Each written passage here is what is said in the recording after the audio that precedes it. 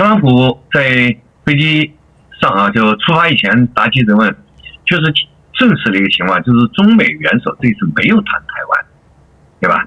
那么我理解这样的啊，就是现在呢，中国大陆啊，那个统一进程，我认为已经开始了。哦，就是以人大常委会通过法令是吧，把10月25号确立为这个台湾光复日嘛。对。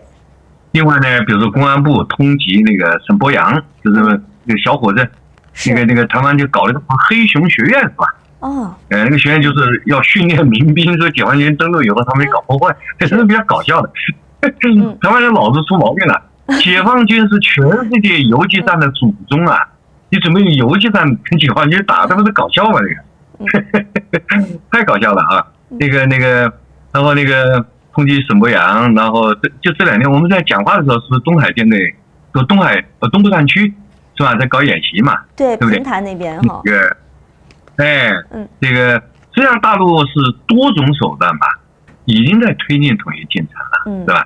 当然还有这个软的一面，就是王沪宁主席，不是在那个光复这个会议上讲了那个台湾回归祖国7大好处，对吧？在讲这个啊。新华社有个专稿嘛，也是谈这个，总之就是多种手段，舆论的、法律的，这个什么这个军事的各种手段吧，就开始那个推进统一进程了。然后我感觉大陆是越来越自信，特别是军事上现在非常自信，就是台湾附近啊，我们可以击败任何对手嘛。所以呢，现在有一种感觉什么呢？台湾进程已经开始了。就是我也不用征求你意见了，跟你谈什么谈呢？对不对？就是按照我的节奏来解决就完了啊！所以呢，我的理解不谈台湾呢，是因为大陆自信，不愿意外人掺和了，是吧？以前不自信，还就防范别人插手嘛。现在很自信了，现在觉得你谁爱插手不插手，你看来1个来10个，我一样揍你嘛。那个现在军事上非常自信，这就无所谓了。所以我觉得。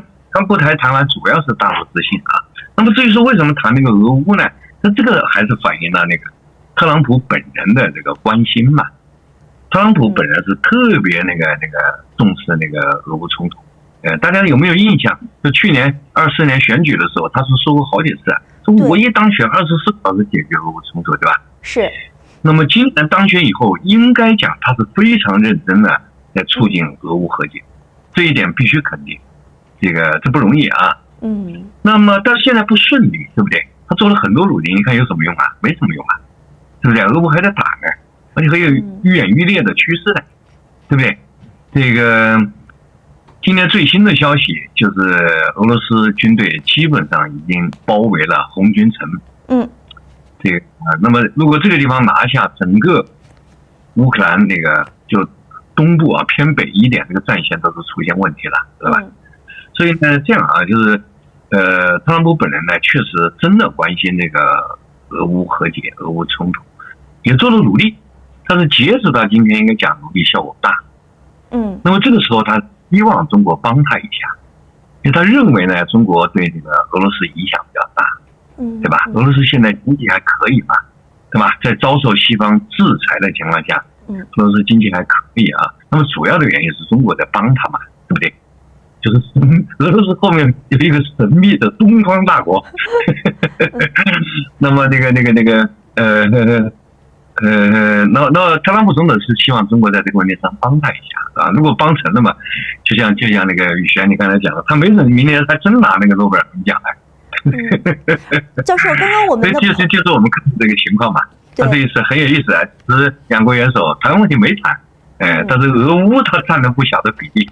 是，那教授，刚才我们朋友有问到一个问题啊，其实这个也是我想问的，就是特朗普是不是明显想从台湾问题上，他意识到说解放军实力越来越强了，他想要抽身了？因为我看到 CNN 今天还有一个报道说，其实在美国的台湾的外交人员，特别在今年他准备要请这个美国的大部分的官员来去进行一个晚宴，但是呢，大家答应好了，结果没有一个去出席的。然后文章还分析了说，现在台湾呢已经把军售的这些费用都交给美国了，美国现在迟迟不交货，包括连赖清德申请过境也被拒绝。那大家就在分析说，是不是现在特朗普打算把台湾就变成一个战略冷处理，或者说把台湾变成了一个和中国再次比如说交好，以及作为他现在贸易战想要回暖的一张牌呢？您觉得目前为止是不是台湾问题要再次被模糊化了？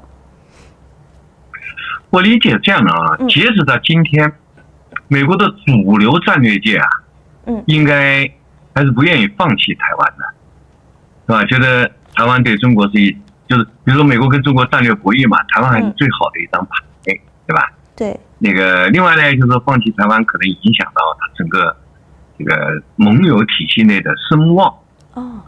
因为美国的权力是两块吧，就今天我们说美国是有霸权的，对吧？美国是世界这个唯一霸主嘛。他我们中国人喜欢讲他是世界一把手，对吧？他这个一把手为什么来源有两个来源，一个就是美国自己的综合实力还是非常强大的，是吧？另外一个就是美国的盟友体系嘛，对吧？这个你江湖老大对一帮小弟鼓掌啊，对不对？你说你很牛的，人家不理你，这不行的，对不对？因为那美国是有一帮小兄弟啊，包括你们所在的新西兰也是他的小兄弟，对吧？对，这个他往那一坐，自动有人鼓掌嘛，那就有领导的感觉，对吧？对，所以美国的那个霸主地位是两个东西构成的，一个是他实力，一个就是体系。那么台湾呢，历史上跟美国关系是非常好的，是吧？所以虽然呢，后来那个79年嘛，中美建交，然后台湾呢跟美国断交了啊，但实际上美国在那的影响力不在，然后事实上美国就自认为啊对台湾有保护作用吧，就在中美建交的同年，美国是不是通过了一个与台湾关系法呀？对不对？台湾 Relation Act 啊，所以是这么一个情况啊，就是台湾呢被认为啊是美国事实上的盟友，所以如果美国放弃，那美国的声誉受影响，对吧？然后那盟友不信任他，那如果盟友对他失去信任，那美国的霸权地位就岌岌可危了嘛。这就是美国主流派的看法啊。台湾关系到美国在整个盟友圈子里面的信誉啊，是不能放弃的啊。因为台湾呢是中美博弈当中美国最好的一张牌嘛，也不能放弃。所以我看到的主流意见还是这个没有变啊，但是确实最近呢一些新的意见出来了，是吧？一个呢就是兰德公司，最近呢是有一份那个两岸关系的报告，是这个网上好像已经传得很广了啊。这个报告的基本的那个精神就是在台湾问题上，如果中美发生军事冲突，美国是必败无疑，对吧？就是非常明确的这个结论啊。另外呢，就是台湾实际上对美国的利益关联度不是那么大，对，台湾对中国的根本利益对美国是个边缘化的利益，对吧？这是很新的一个阶段。这个在这个地方我又打不过，然后这个利益又不大，是吧？那怎么办呢？他说我们就渐渐要淡出这个台湾问题。万一真的丢了台湾，那跟我也没关系啊，我早就不要了。这兰德这个报告应该是很新的，而且应该是台湾内部已经引起了震撼，是吧？另外一些人物啊，那个有一个朋友叫莱尔，那个 Goldstein， 他是美国战略界一个中生代吧，我跟他过去还交往挺多的。那个 Goldstein 他最近有一篇文章也是这个意思，就他们根本就不是美国的核心利益，对吧？而且你也守不住。那你为这个跟中国拼命不是神经病嘛？这个，所以这是一个新情况啊。它的主流呢，还是我刚才讲的，一定要保台湾，对吧？涉及到美国的全球地位，涉及到中美博弈的牌，但是新的一种主张真的在起来。那么为什么会出现新主张呢？我想其实很简单，就是中国实力真的上来了，对吧？特别是军事实力，在这个地方发生冲突，中国肯定是赢。这一点应该是有正常这个军事常识人都可以判断的。对吧？那么这个特朗普其实现在还没有做，就是真正的那个想好，这都是目前都是智库在那里谈嘛，对吧？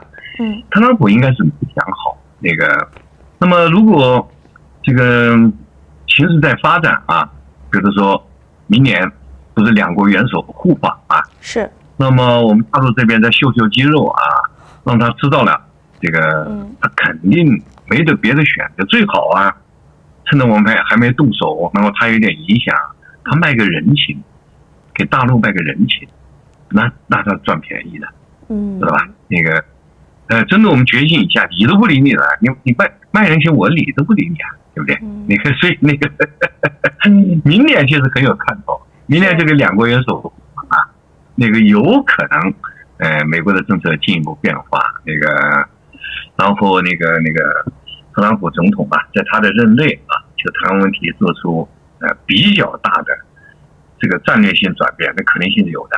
教授，你有没有看最近央视有播出《沉默的荣耀》？现在特别，我知道大陆地区特别火。那这一部片子其实揭开了很多尘封的以前，比如说台湾的历史。您觉得说这部片子背后到底大陆想传递什么？那个《沉默的荣耀》啊，这个片子呢，我也追剧，我也看了。那个总编剧啊，卢敏还是我的朋友呢。那个，另外就是这个4个烈士啊，那个吴石啊、朱峰啊、陈宝昌啊、列西啊，他们那个雕像啊，就是我们北京西山森林公园嘛。我去了好几次祭拜他们。那个对这个事实原来我就知道啊。那个然后那个这个剧出来嘛，我也看了，那个很感动啊，还挺好的。那么意义呢？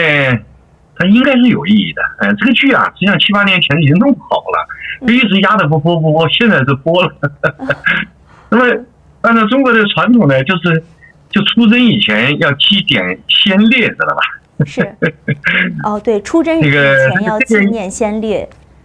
对，所以呢，就是跟我们前面讲那些事儿，什么法定啊，那个把那个叫什么10月25变成那个光复日啊，是吧？通缉那个沈伯洋啊，然后那个东部战区定期化、制度化的军演呐，对，等等，这个东西合在一块儿，就是我刚才有个结论，其实我已经表达那个讲了，就其实我认为啊，大陆方面的统一进程已经开始了，只不过呢，截止到今天我们讲话啊，它是以和平统一为优先的，对。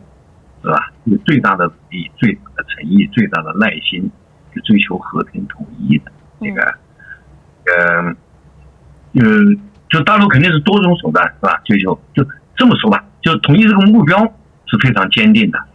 不管发生什么情况，最终一定是统一啊。接着到今天，我们多种手段，但是总的方向是和平统一。这个，但是从来没有放弃武力统一。这样一个选项，从来没有放弃。这个，而且我个人还有一个感觉，就是这个和平统一的窗口不是永远在那里的，是吧？到一定时候它会关掉的。所以它是有一个期限的。我不知道期限啊，但是我直觉就常识这样讲吧，就人的耐心啊，它总是有限的嘛，对不对？如果你在大陆天天看大陆网民的那个言论，那现在。因为像网民里面武统派是绝对占优势的呀，对不对？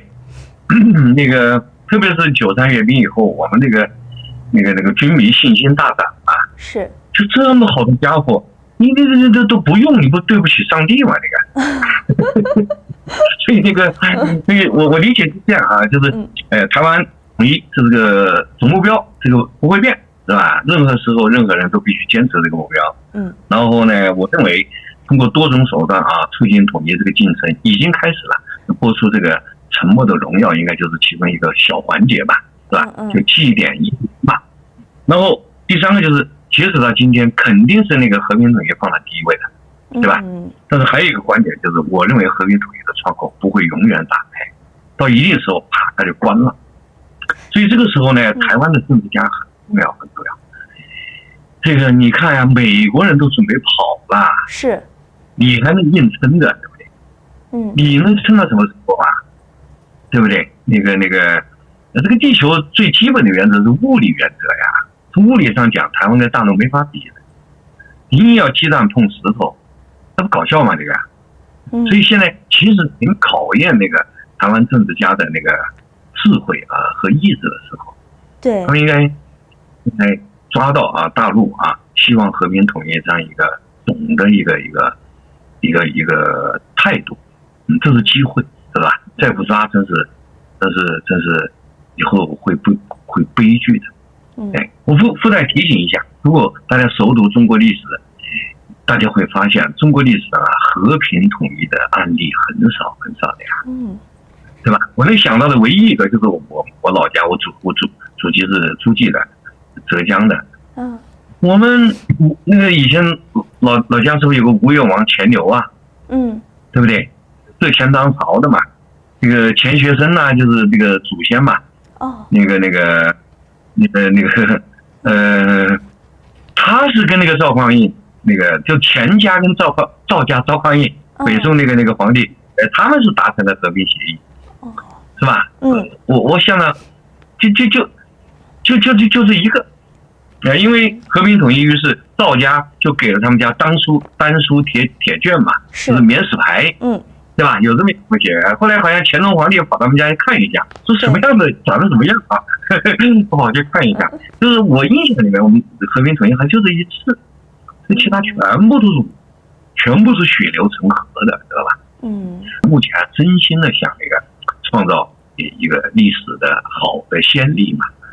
这个统一，然后是和平的这个最好啦。那么现在我觉得他正在做然后这个是对他其实是一个机会，但是我要提醒是什么呢？和平统一的窗口不会永远打开，对吧？所以某种意义上讲，现在是台湾最后的机会。